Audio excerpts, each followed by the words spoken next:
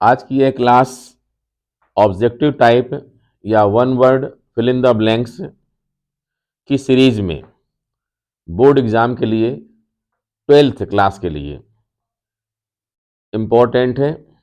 और पिछली क्लास में हमने MCQ मतलब मल्टीपल चॉइस क्वेश्चन के कुछ क्वेश्चन लिए थे और उनके आंसर बताए थे, उनको एक्सप्लेन भी किया था। आज इसी श्रृंखला में हम कुछ और भी क्वेश्चन लेकर के आए हैं और ये क्वेश्चन रहेंगे वन वर्ड या वन सेंटेंस वाले, ठीक है। और इनमें भी हमें इनके आंसर रटना कई बार हानिकारक हो सकता है।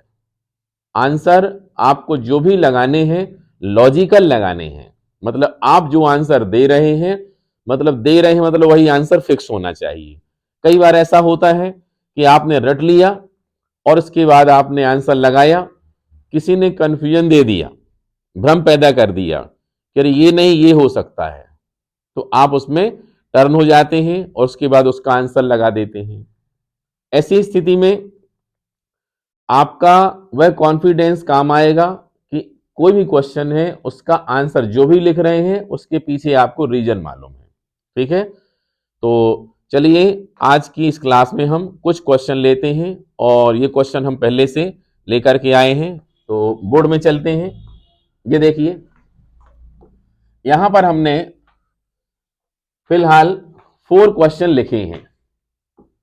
ये देखिए पहले हम चारों क्वेश्चन पढ़ते हैं और एक एक करके इनके आंसर आप लोगों को बताएंगे, ठीक है। और लॉजिक के साथ बतलाएंगे, पूरा फिजिक्स का बेस क्लियर करते हुए बताएंगे, ठीक है, जिससे आप लोगों को उनके आंसर बने लेकिन बाद में भी वो याद रहे। फर्स्ट क्वेश्चन है what is the potential of earth, right SI unit. मतलब अर्थ का इलेक्ट्रिक पोटेंशियल विद्युत विभव बतलाना है और उसकी SI यूनिट। सेकेंड क्वेश्चन है what will be the electric field intensity inside a hollow sphere, ठीक है। मतलब कोई भी हेलोस्फीयर है, कोई खोखला गोला है, उसके अंदर इंटेंसिटी इलेक्ट्रिक फील्ड की कितनी होती है वो बताना है, ठीक है। इसके बाद नेक्स्ट क्वेश्चन है third, in which direction of electric dipole electric potential is zero. मतलब क्या हुआ कि इलेक्ट्रिक डायपोल कि किस डायरेक्शन में कहां पर इलेक्ट्रिक पोटेंशियल जीरो होता है, ठीक है। और फोर्थ क्वेश्चन है what is the net charge of a charge condenser.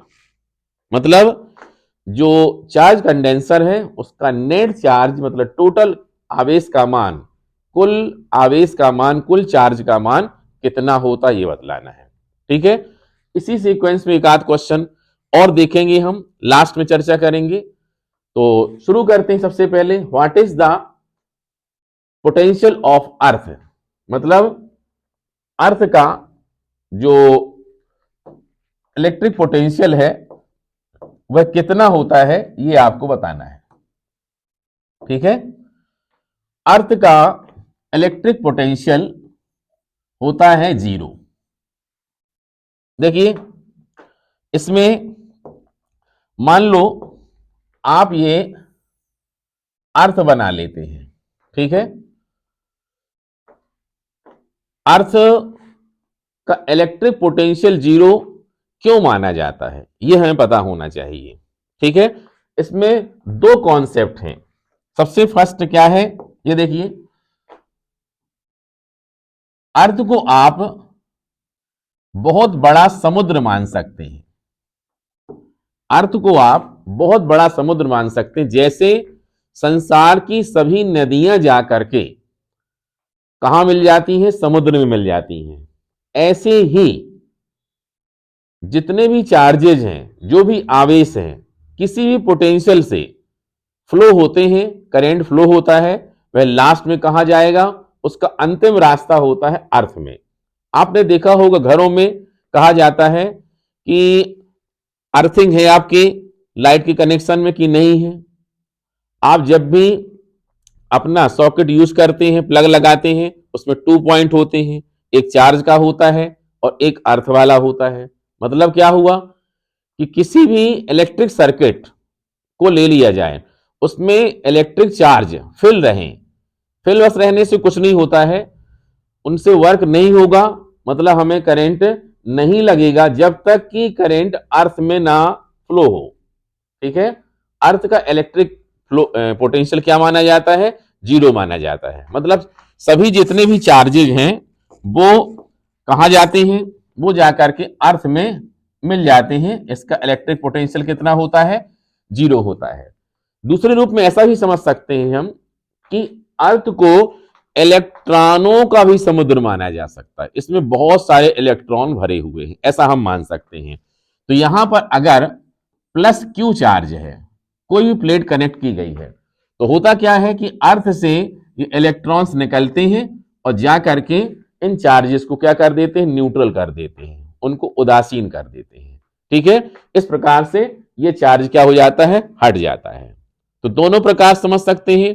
अगर हम पुरानी धारणा से देखते हैं तो इलेक्ट्रिक पोटेंशियल इसका 0 है और जितने भी चार्जेज होंगे वो सबके सब फ्लो होकर के कहां आते हैं?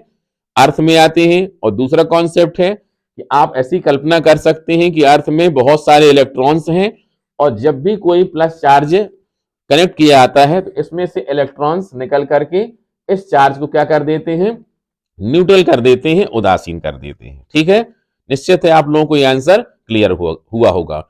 बाकी कहा गया है कि इसका ऐसा यूनिट बतलाना है, तो चाहे वो इलेक्ट्रिक पोटेंशियल कहीं का भी हो, पोटेंशियल मतलब पोटेंशियल, इलेक्ट्रिक पोटेंशियल मतलब इलेक्ट्रिक पोटेंशियल, तो इसकी यूनिट क्या होगी? इसकी यूनिट होगी वोल्ट। ये आप लोगों को पता है, लेकिन इतना ही पता होना सफिशिएंट नहीं है। बार बार हम बोला करते हैं कि जब भी आप फिजिक्स में कोई भी यूनिट याद करते हैं तो अगर ऐसी यूनिट्स जो किसी ना किसी साइंटिस्ट के ऊपर हैं, जैसे फोर्स की यूनिट न्यूटन होती है, एसआई यूनिट न्यूटन होती है। अब न्यूटन तो साइंटिस्ट हैं, वास्तव में फोर्स की यूनिट क्या होना चाहिए? तो हमें पहले फोर्स के फार्मूले में जाना चाहिए। F is equal to m into a, ये फोर्स का फार्मूला हुआ। अब इसके बाद हम इसमें देखें कि m मतलब क्या है? मास है, तो मास की कितनी होगी? किलोग्राम होगी। ए क्या है? एक्सेलरेशन है, त्वरण है, इसकी कितनी होती है? मीटर पर स्क्वायर सेकेंड। ठीक है, तो अब देखा जाए तो ये जो आया यही क्या मान लिया गया? न्यूटन मान लिया गया। साइंटिस्ट फिजिक्स में आज भी जीवित हैं, उनके ऑनर में ये बहुत सारी यूनिट्स के नाम रखे गए हैं। इसी प्रकार से वोल्ट को देखिए। अब वोल्ट लिखा हमने V के लिए, तो V का बेसिक फार्मूला कहां से निकला? वर्क के बेस पर आता है ये। ठीक है, कितना होता है? W अपॉन क्यू नॉट, या क्यू भी लिख सकते हैं। आपको डेफिनेशन इसकी पता होगी कि किसी पॉइंट पर इलेक्ट्रिक पोटेंशियल क्या होता है, पता है? ठीक है, हम बता देते हैं, वैसे आपको पता होना चाहिए। एक यूनिट पॉजिटिव चार्ज हो और वह एक स्टैंडर्ड पोजीशन में रखा हो। जनरली वह स्टैंडर्ड पोजीशन कौन सी होती है? इन्फिनिटी ले ली जाती है। ठीक है, तो उस स्टैंडर्ड पोजीशन से उस पॉइंट तक उसको लाने में जितना हम वर्क डन करते, जितना भी हम काम करते, जितना कार्य करते हैं, वही कार्य क्या होता है? इलेक्ट्रिक पोटेंशियल होता है उस पॉइंट पर। तो मान लिया जाता है कि क्यू नॉट टेस्ट चार्ज है, को लाने में वहां तक डब्ल्यू वर्क करना पड़ा, तो यूनिट के लिए कितना हो जाता है? डब्ल्यू अपॉन क्यू नॉट हो जाता है, और यही हो जाता है इलेक्ट्रिक पोटेंशियल भी। ठीक है, तो इलेक्ट्रिक पोटेंशियल भी is equal to W upon Q not. अब डब्ल्यू की यूनिट क्या होती है? डब्ल्यू की यूनिट होती है जूल। ठीक है, और इसकी यूनिट कितनी होती है? कूलाम। तो देखा जाए तो ये देख लो, मतलब इलेक्ट्रिक पोटेंशियल की एसआई यूनिट वास्तव में क्या होती है? जूल पर कूलाम, जिसे हम किस नाम से जानते हैं? इसे हम कहते हैं वोल्ट। अब मान लें आपके पास एक क्वेश्चन आया और उसमें 4 ऑप्शन हैं, और 4 ऑप्शन में आपको इलेक्ट्रिक पोटेंशियल की यूनिट में वोल्ट वाला दिया ही नहीं गया है। ठीक है, उसमें एक ऑप्शन है जूल पर कूलाम और फोर्थ वाले में दे दिया नॉन ऑफ दीज दे दिया है, इनमें से कोई नहीं। तो अगर आपने सिर्फ आंख बंद करके रट्टा मार लिया है, रट लिया है कि वोल्ट होता है, वोल्ट होता है, वोल्ट होता है। तो ऐसी स्थिति में क्या होगा, आप सोचेंगे इसमें तो आया ही नहीं है वोल्ट, और ये इनमें से कोई नहीं, नन ऑफ दीज वाला आंसर सही होगा। जबकि होना क्या चाहिए, जूल पर कूलम्ब होना चाहिए। तो कभी भी आप यूनिट याद करें, तैयार करें, तो उसका पहले फार्मूला देखें और फार्मूला के हिसाब से फिर ऐसा यूनिट कन्वर्ट करें, और जब ऐसा यूनिट बन जाए तब इसके बाद ये देखें कि हाँ इसको हम वोल्ट कहते हैं, न्यूटन कहते हैं, जो भी एटसेट्रा जो नाम दिया जाता है। क्लियर है? उम्मीद है दोनों बातें आप लोगों को समझ में आ गई होंगी। चलिए अब हम सेकंड क्वेश्चन पर चलते हैं। सेकंड क्वेश्चन है, what will be the electric field intensity inside a hollow sphere. ठीक है, मतलब जो खोखला गोला है उसमें, खोखले गोले के अंदर जो कि चार्ज्ड है, ठीक है, उसमें इंटेंसिटी ऑफ इलेक्ट्रिक फील्ड कितनी होगी। इसके लिए आपने फार्मूला अगर पढ़ा होगा तो याद होना चाहिए।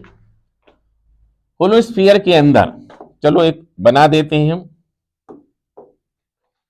ये देखें यहां पर ये बना दिए हमने। अब इसमें प्लस चार्ज दे दिया गया है,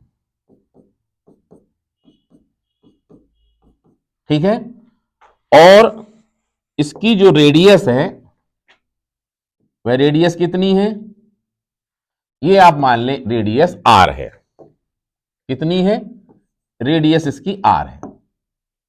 ठीक है, तो अगर हम पूछना चाहें कि इसमें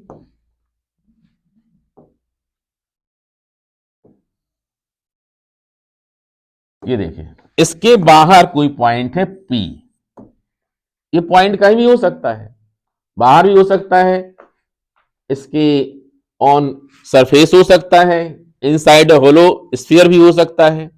इसके लिए फार्मूला क्या होगा, intensity of electric field E is equal to 1/4πε0K Q upon R। कितना होगा, Q upon R, R square. अब इसके बाद देखें, अगर ऑन सरफेस है, बाहर है, तो यही है, ये डिस्टेंस कितनी है, O से P तक की डिस्टेंस कितनी है, R है। अगर ये P यहां पर आ जाता है तो यही फार्मूला कन्वर्ट हो जाएगा 1/4πε0K और Q अपॉन R स्क्वेयर। और अगर पॉइंट P कहां चला जाता है, अंदर चला जाता है, तो ऐसी स्थिति में हमें देखना चाहिए कि इस स्फीयर के अंदर कोई भी चार्ज नहीं है, जो भी चार्ज है वो सरफेस पर ही है। ठीक है, तो उसका इफेक्ट बाहर ही होगा, अंदर कोई भी चार्ज ना होने से Q की वैल्यू कितनी होगी, बोलो, 0 हो जाएगी। अंदर क्या हो जाएगा, Q की वैल्यू 0 हो जाएगी। और अगर Q की वैल्यू 0 है तो फिर हम Q की वैल्यू इसमें लगा देंगे, तो कितना आ जाएगा अंदर, ये E इज इक्वल टू 0। इसका मतलब क्या हुआ, intensity of electric field inside of hollow sphere. ठीक है, हेलोस्फीयर के अंदर इंटेंसिटी ऑफ इलेक्ट्रिक फील्ड कितनी होती है, 0 होती है। इसके कई क्वेश्चन हमने क्लास में भी आप लोगों से अलग से पहले पूछ चुके हैं, पूछा है हमने। जैसे कि एक स्टोरी बनाई थी हमने कि कहीं कार से जा रहे हैं, बहुत तेज बारिश हो रही है, बिजली चमक रही है, कड़क रही है, और इसके बाद बिजली गिरने का खतरा है। अचानक हम जंगल से गुजर रहे हैं, अब हमारे सामने एक झोपड़ी दिखती है, एक बरगद का पेड़ दिखता है, और बिजली गिरना ऐसा लगता है कि बहुत ही मतलब मस्ट है, गिर ही सकती है। तो हमें सेफ्टी के हिसाब से हमें क्या डिसीजन करना चाहिए, उस झोपड़ी के अंदर चले जाना चाहिए, बरगद के पेड़ के अंदर रहना चाहिए, या फिर कार के अंदर ही बैठे रहना चाहिए। तो इसका आंसर क्या होगा, कार के अंदर ही बैठे रहना चाहिए, क्योंकि कार मेटल की है और एक प्रकार से वह होलो मतलब एक शेप क्रिएट करती है, इसलिए उसके अंदर इंटेंसिटी ऑफ इलेक्ट्रिक फील्ड क्या होगा, 0 होगा। ठीक है, इस वजह से ज्यादा सेफ्टी कहां रहेगी, कार के अंदर बैठने में रहेगी। तो इस बात को इस प्रकार से भी एक प्रकार से ग्राफ के आधार पर भी समझ सकते हैं। ये देखें, यहां हम फिर से बतला देते हैं आप लोगों को इस बात को। ये देखिए, मान लो ये स्फीयर है, ठीक है, और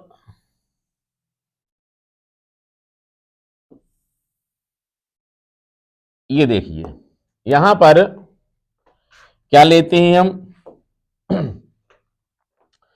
यहां पर ले लेते हैं एक्स एक्सेस और ये क्या ले लेते हैं वाई एक्सेस। ये है ओरिजिन, एक्स एक्सेस में क्या है डिस्टेंस, और वाई एक्सेस में क्या है इंटेंसिटी ऑफ इलेक्ट्रिक फील्ड, ठीक है। तो देखिए यहां पर क्या होगा,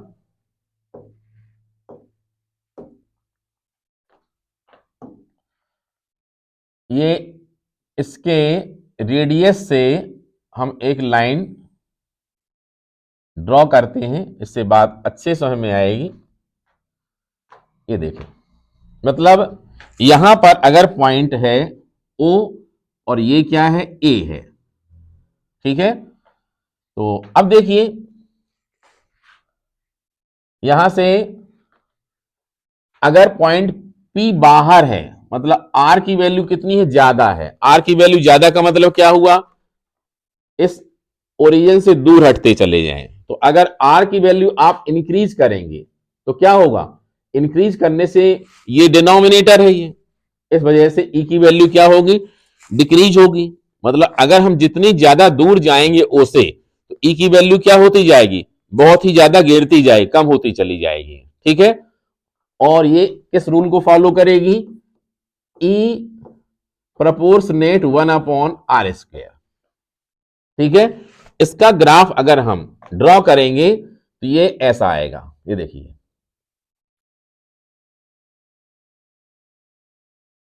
ये देखिए कहां पर अगर r is equal to infinity लगा देंगे हम तो E की वैल्यू कितनी हो जाएगी 0, मतलब यहां से ये लाइन पूरी पैरेलल चली जाए, कहां, ये एक्स एक्सेस को कहां पर कट करेगी, इंफिनिटी में कट करेगी। और यहां पर जहां पर कि R is equal to capital R हो गया है, मतलब R की वैल्यू हमने क्या कर दी है, कम करते गए कम करते गए हैं, कम करते करते कहां पहुंचा दी है, कैपिटल R पहुंचा दी है। तो ऐसी स्थिति में ये जाकर के मैक्सिमम होगी, ये देखिए यहां पर ये मैक्सिमम होगी। और जैसे ही हम स्फीयर के अंदर आएंगे तो अचानक कहां चली जाएगी, बॉटम में चली जाएगी, 0 चली जाएगी। इस प्रकार से तुरंत ही ये कहां कन्वर्ट हो जाएगी, ये देखिए यहां से तुरंत ही फॉल हो करके ये यहां से तुरंत ही फॉल हो करके इस प्रकार से ये 0 नीचे आ जाएगी, ये देखिए। और इसके बाद भी ये यहां से पूरा यहां से यहां तक ये इस वाले पोर्शन में क्या रहेगा 0 रहेगा, ठीक है। चाहे तो उसको अलग कलर से ही ड्रॉ कर सकते हैं, ये देखिए यहां से ये पूरा का पूरा ग्राफ जो बनाया था हमने, ये देखिए यहां से ये रेड कलर में जो ग्राफ देख रहे हैं ये वाला, और यहां से ये पूरा ऐसे आएगा और यहां से ऐसा आएगा, ये देखिए। मतलब क्या हुआ, कह सकते हैं हम कि अगर जो स्मॉल r की वैल्यू है अगर कैपिटल R से क्या है वो ग्रेटर है तो ये वाला लागू होगा, और अगर इक्वल हो जाता है यहां पर पॉइंट A पर, ये जो R is equal to R लिखा है कहां के लिए है, ये A के लिए लिखा हुआ है, तो यहां पर कितना हो जाता है, यहां पर मैक्सिमम हो जाएगा। मतलब यहां पर हो जाएगा E, इसको मान लो E1, इसको E2, इसको E3, तो ये वाला पोर्शन है E1 और यहां पर हो जाएगा E2 और ये पूरा का पूरा पोर्शन फिर कितना हो जाएगा E3। और यहां पर ये देखिए ये क्या है कैपिटल R, इसलिए हमने R is equal to R लिखा है। क्लियर हुआ होगा। इस प्रकार से देखें, कहने के लिए तो आप याद कर लेते हैं कि A इज इक्वल टू 0 होगा, लेकिन वो याद करना पूरा काम नहीं आता है।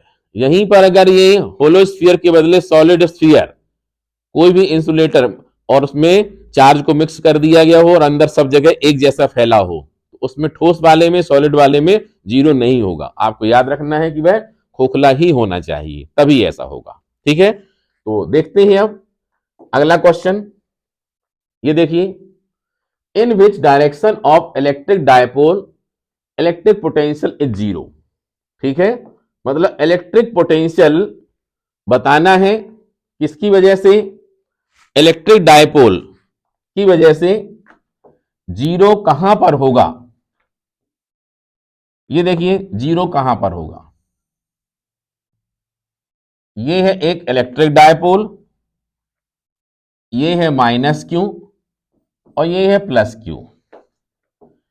बड़ी सीधी सी बात है, सीधी सरल सी बात है कि आप अगर देखें इक्वेटोरियल, इसका सम द्विभाजक, इसको 20 से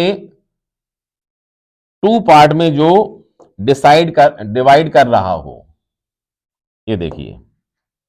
ठीक है, हम देखें इस पॉइंट को देखें, ये मिड पॉइंट क्या है, ओ है। ठीक है, यहां पर electric potential due to minus Q जितना होगा उतना ही यहां से हो, क्योंकि देखें ये वाली जो डिस्टेंस है इलेक्ट्रिक डायपोल के लिए कितनी मानी जाती है, 2a मानी जाती है, 2a लेते हैं अपन। ये वाली कितनी हो जाएगी, a, और ये हो जाएगी a। अब इलेक्ट्रिक पोटेंशियल का फार्मूला क्या होता है, ये होता है v is equal to 1/4 pi epsilon not के q अपॉन r। अब देखिए अगर हम देखते हैं यहां से माइनस क्यू के लिए तो कितना हो जाएगा, माइनस क्यू अपॉन आर, मतलब आर मतलब कितना हो जाएगा, आर मतलब हो जाएगा v is equal to 1/4 pi epsilon not के माइनस क्यू अपॉन ए, और इस तरफ से जो आएगा वो कितना हो जाएगा, प्लस क्यू अपॉन ए। मतलब जितना पोटेंशियल इसकी वजह से इंक्रीज होगा उसकी वजह से डिक्रीज हो जाएगा। इस प्रकार से रिजल्टेंट कितना हुआ, जीरो हुआ। अब हम चाहें तो यहां पर ऐसी बहुत सारी पोजीशन देख सकते हैं। ये देखिए यहां से हम ऐसे वाले पॉइंट देख लें, ये देख लो, यहां देख लो, ये देख लो, इस पॉइंट में भी क्या होगा, क्योंकि डिस्टेंस जितनी यहां से उतनी यहां से भी है, यहां भी जीरो होगा। और ऊपर चले जाएं, कहीं भी चले जाएं, इस इक्वेटोरियल में कहीं भी हम जा सकते हैं, इस समद्विभाजक में कहीं भी जा सकते हैं, ये देखिए। लेकिन हर पॉइंट में क्या होगा, इलेक्ट्रिक पोटेंशियल कितना होगा, जीरो होगा। तो इसका आंसर क्या होगा कि इलेक्ट्रिक डायपोल की वजह से कहां पर, उसके इक्वेटोरियल में या समद्विभाजक में या ब्रॉड साइड ऑन पोजीशन या नॉन एक्सियल पोजीशन में इलेक्ट्रिक पोटेंशियल की वैल्यू कितनी होती है, जीरो होती है। और आप लोगों ने ये दो डेरिवेशन भी निकाले थे, axial position and non axial position. Axial position में कुछ ना कुछ वैल्यू निकलती है और नॉन एक्सियल में या ब्रॉड साइड ऑन पोजीशन में जो इलेक्ट्रिक पोटेंशियल कितना आता था, जीरो आता है। ठीक है, क्लियर होगा आंसर ये। अब देखते हैं नेक्स्ट। अच्छा, इसमें एक बात और समझ लें, एक बात याद रखने की, एक क्वेश्चन और बन सकता है यहां पर कि इलेक्ट्रिक पोटेंशियल जीरो होता है, याद रखना भी क्या होता है, जीरो होता है। लेकिन अगर यह क्वेश्चन कैसा बनता है कि इलेक्ट्रिक डायपोल का एक ऐसा पॉइंट, ऐसी लाइन, ऐसा स्थान जहां पर इलेक्ट्रिक पोटेंशियल तो जीरो हो लेकिन intensity of electric field zero ना हो, ये क्वेश्चन और बनता है। इसको फिफ्थ क्वेश्चन मान सकते, नेक्स्ट क्वेश्चन मान सकते, लेकिन इसी से जुड़ा है वो। यहां पर ब्रॉड साइड ऑन पोजीशन है जो, वहां पर इलेक्ट्रिक पोटेंशियल की वैल्यू तो जीरो होती है लेकिन intensity of electric field zero नहीं होती है। ठीक है, आपको पता होगा कि electric line of force plus वाले चार्ज से निकलती है, दूर जाती है और माइनस वाले में समा जाती है। इसका मतलब क्या हुआ, इलेक्ट्रिक लाइन ऑफ फोर्स ऐसे जा रही है, ऐसे इलेक्ट्रिक लाइन ऑफ फोर्स ऐसे जा रही है, ये देखो। और हम देखते हैं कि इस पॉइंट से भी जा रही है, मतलब यहां पर भी इंटेंसिटी तो कुछ ना कुछ होगी ही है।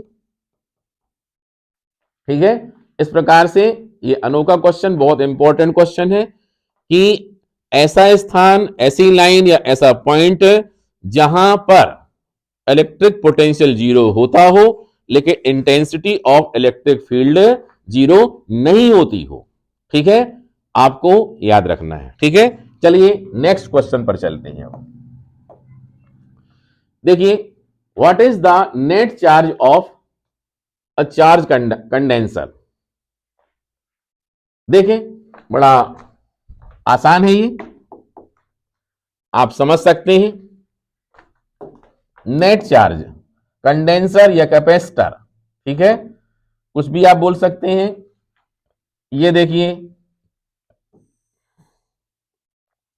आपको याद होगा यहां पर इसको अर्थ से कनेक्ट कर दिया, इसको हम क्या देते हैं, प्लस चार्ज देते हैं। ठीक है, और यहां क्या देते हैं, माइनस चार्ज। जितना हम प्लस देते हैं उतना ही माइनस क्या होता है, इंड्यूस होता है। प्लस क्यू चार्ज दिया तो माइनस क्यू चार्ज क्या हो जाता है, इंड्यूस। तो टोटल कितना हो गया, प्लस क्यू माइनस क्यू कितना हो जाएगा, जीरो हो जाएगा। इस प्रकार से नेट चार्ज की वैल्यू कितनी होती है, जीरो होती है। कितनी होती है, जीरो होती है। ठीक है, इस प्रकार से कहने के लिए 4 क्वेश्चन थे, लेकिन कॉन्सेप्ट चूंकि हमने क्लियर किए हैं, इस वजह से हर क्वेश्चन अपने आप में 4-4, 5-5 क्वेश्चन बना सकता है, किसी भी रूप में बदल सकता है। ठीक है, इस प्रकार से देखने के लिए तो 4-5 क्वेश्चन ही हुए यहां पर, लेकिन आप अगर इनको अच्छे समझते हैं तो निश्चित रूप में आपके मानना चाहिए आपको मोर देन 25 क्वेश्चन सॉल्व करने की आपके अंदर कैपेसिटी आ गई होगी। ठीक है, लेकिन क्वेश्चन के कॉन्सेप्ट अच्छे समझें, क्लियर नहीं होता है तो एक बार फिर से क्लास को रिपीट करें, मतलब वीडियो को फिर से उसको रिप्ले करके देखें, अच्छे समझें और उन बातों को याद रखें आगे वाले क्वेश्चन से जोड़ने के लिए। तो आज के लिए इतना ही। उम्मीद है कि आप लोगों को यह क्लास उपयोगी लगी होगी। आगे की कल क्लास जो होगी उसमें भी हम और भी बेहतर क्वेश्चन लेके आएंगे जो आपके एग्जाम के लिए मोस्ट इंपॉर्टेंट ही होंगे। जितनी हम ये सीरीज चला रहे हैं वो आपके एग्जाम के लिए बहुत ही ज्यादा इंपॉर्टेंट है। इनको हल्के में बिल्कुल भी ना लें, गंभीरता से समझें और उसके बाद अपने एग्जाम की अच्छी तैयारी करें।